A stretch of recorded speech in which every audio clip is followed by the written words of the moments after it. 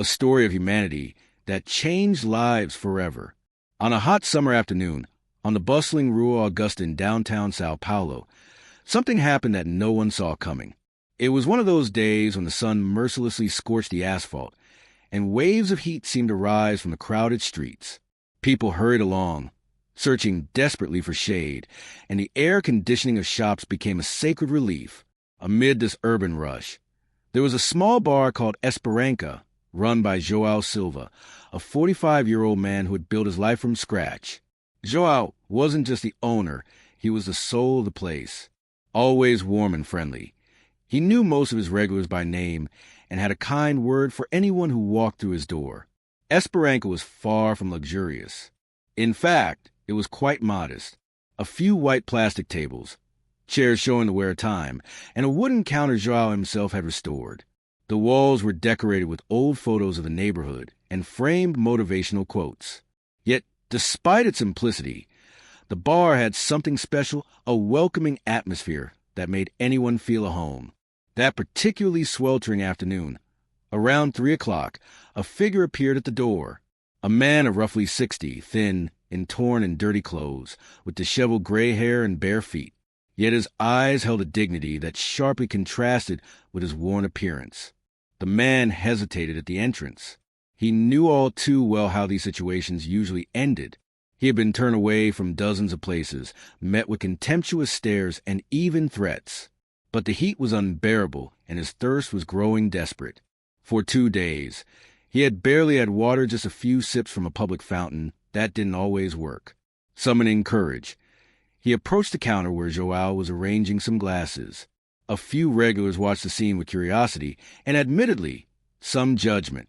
Among them was Dona Marcia, a 70-year-old woman who came daily for her afternoon coffee, and Carlos, a local shopkeeper who always stopped by after work. "Excuse me, sir," the man said, his voice hoarse but respectful. "Could you give me a glass of water? I'm very thirsty." The silence that followed felt eternal. All eyes turned to João, waiting for his reaction. Dona Marcia frowned, clearly uncomfortable with his presence. Carlos shook his head subtly, as if silently telling João to shoo away this unwanted guest.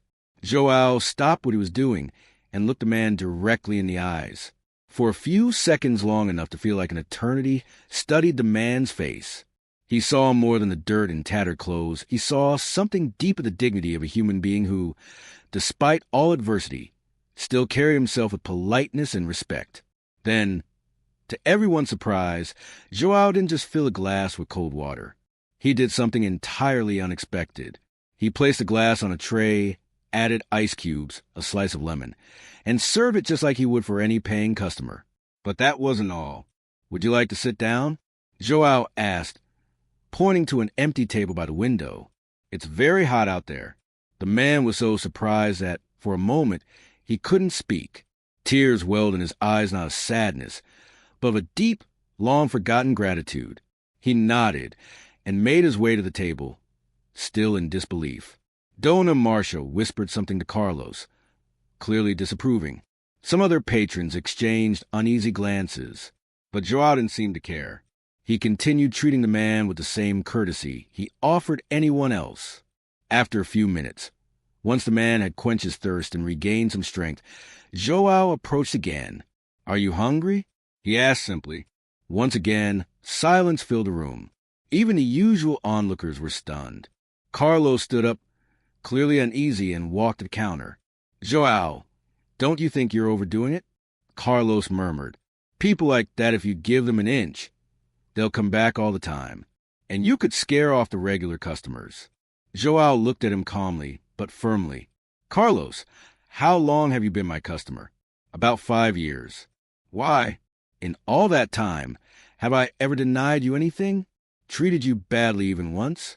Carlos shook his head, confused by where João was going. "So, why would I treat anyone else differently when they come here in need?" Without waiting for an answer, João turned back to the man, who had overheard the conversation and seemed embarrassed.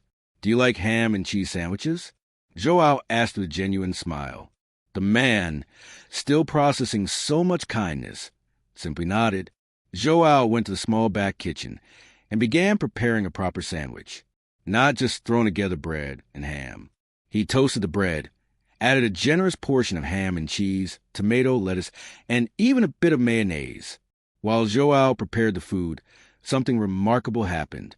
Dona Marcia, who had initially looked uncomfortable, began to observe the man more closely. She noticed that, despite his shabby appearance, he behaved politely, didn't touch anything that wasn't his, and carried himself respectfully. When Joao brought the sandwich and a cold soda, the man couldn't hold back tears.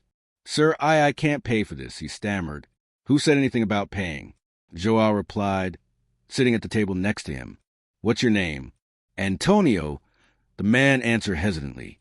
"Nice to meet you, Antonio. I'm Joao, and this is my bar. While you're here, you're my guest." The conversation that followed revealed a story no one in the bar expected. Antonio hadn't been born to the streets. He had been a civil engineer, married, with 2 children. Had a stable, prosperous life, until a series of tragedies hit him like a hurricane. First, his wife was diagnosed with cancer.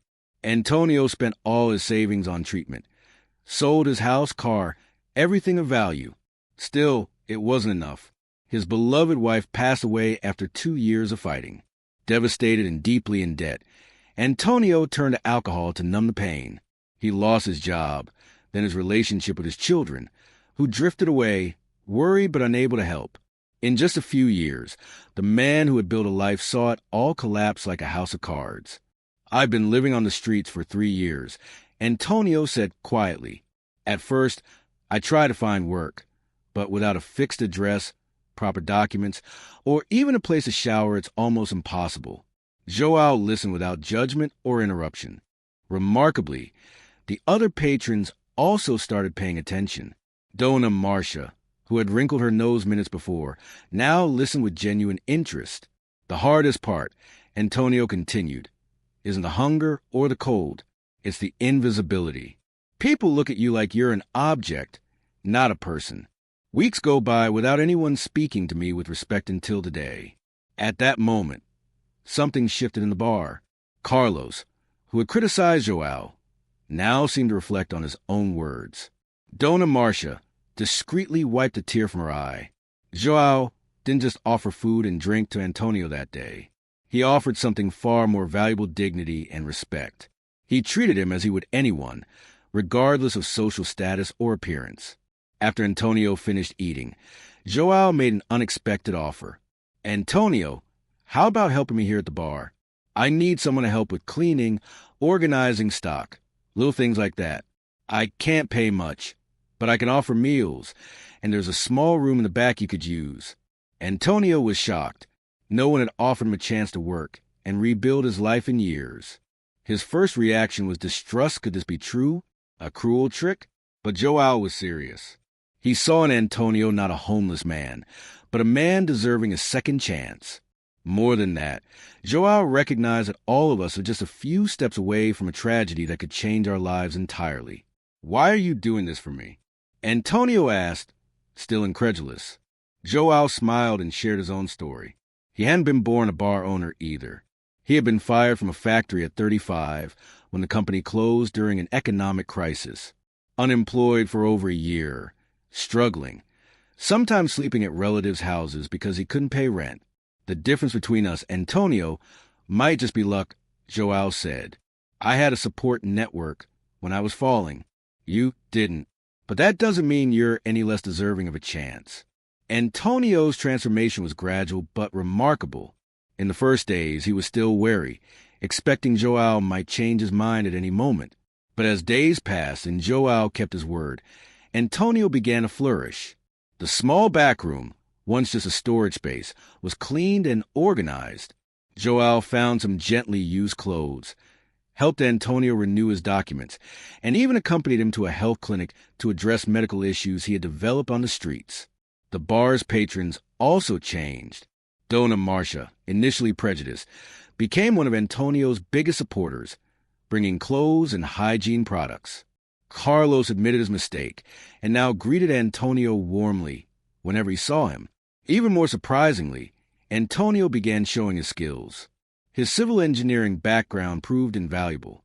He suggested layout improvements that optimized space, helped Joao solve structural problems, and even created a small garden outside that made the bar even more welcoming. The story of Joao and Antonio began spreading through the neighborhood. Other business owners heard about it and were inspired. An informal support network emerged, where people experiencing homelessness were treated with more dignity. A local journalist heard the story and wanted to publish it. Joao hesitated hadn't helped Antonio for recognition, but Antonio convinced him that sharing it could inspire others. The article went viral. Hundreds commented online, shared the story, and many shared their own experiences of helping or being helped by strangers. Esperanza became its name, in every sense a literal symbol of hope. But the most remarkable transformation was Antonio himself. 6 months after that hot afternoon, when he asked for a glass of water, he was unrecognizable. Not just physically clean, well-dressed, healthy but in spirit. The dignity Joao had seen in his eyes that first day now shone in every gesture. Antonio became more than an employee, he became Joao's partner. His life experience, both prosperous and tragic, brought invaluable perspective to the business. He could relate to all types of customers, from executives to other homeless visitors seeking help. The most moving moment came when Antonio's children, who had lost contact years ago, learned the story through the article. They reconnected, apologized for abandoning him, and expressed pride in their father's recovery. Their first reunion was filled with tears of joy. Everyone at the bar that day felt it. Joao also changed, though always a good man. The experience with Antonio made him reflect on the power each of us has to change another person's life. He became more involved with organizations helping the homeless, and Esperanza became an informal support hub. The story teaches several lessons. We never know the circumstances that led someone to their situation. What appears to be laziness or choice is often a series of tragedies and lack of support. Small gestures can have enormous impact. Joao offered water, food, and respect for Antonio. It meant the difference between invisibility and rebuilding his life. Prejudice often comes from ignorance. When Dona Marcia and Carlos learned Antonio's story, their attitudes completely changed. Everyone has the potential to help. You don't need wealth or extraordinary resources. Joao was a small business owner, not a millionaire philanthropist, but he had something more valuable: compassion and willingness to act. Giving someone a second chance can be transformative for both giver and receiver. Joao found helping Antonio brought more meaning to his own life. The story of the man who asked for a glass of water and changed everyone around him isn't just about charity. It's about recognizing humanity in every person, regardless of circumstance. It's about understanding that we are all connected. Some means suffering diminishes us all, and their recovery enriches us collectively. Years have passed. Esperanza continues to thrive, now run by Joao and Antonio together. The bar is a neighborhood landmark, known not just for good food and a warm atmosphere, but as a living example of humanity. Antonio, once invisible on the streets, is now a respected member of the community. He often shares a story not to seek pity, but to inspire others never to give up and to remind people that everyone deserves dignity. Joao remains the same simple, kind man, but now fully aware that small acts can have monumental consequences. He often says that day, he didn't just help Antonio helped him become a better person. The deepest lesson of this story: we all have the power to change lives. We don't need grand opportunities or extraordinary resources. Sometimes, all someone needs is a glass of water served with respect, a sandwich offered with dignity, and above all, to be seen and treated as a human being worthy of consideration. When we choose to see humanity in everyone, regardless of circumstance, we plant seeds of transformation that can blossom in unimaginable ways.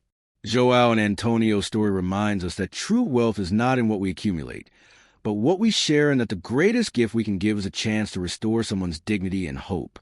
In a world that often seems cold and indifferent, stories like this show that kindness, compassion, and humanity still exist. And most importantly, they remind us that each of us has the power to be the protagonist of a similar story simply by extending a hand and treating every person with the respect and dignity we all deserve.